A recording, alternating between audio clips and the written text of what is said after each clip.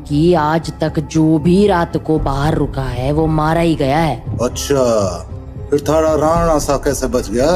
हाँ, वो भी तो फंसा था ना रात को अपनी लुगाई के साथ। मैंने बोला ना, थारी फालतू बातें सुनने के लिए हमारे पास टेम ना है।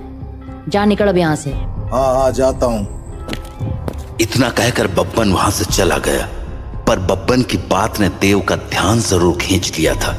तो वो भी अब ये सोचने लगा था कि उस रात उसकी मम्मी तो मर गई, पर पापा कैसे बच गए। वो ये सब बातें सोच ही रहा था कि तभी काकी बोली, अरे छोरे, हाँ? बात ना सुनी क्या तूने हमारी? बोला ना घर निकल। जी काकी। तो देव हड़बड़ाता हुआ काकी की दुकान से बाहर निकल आया। वो घर के लिए निकलने ही वाला था कि उसके मन में एक और ख्याल आया और वो सीधा बब्बन के पीछे चल पड़ा। बब्बन भैया! हाँ?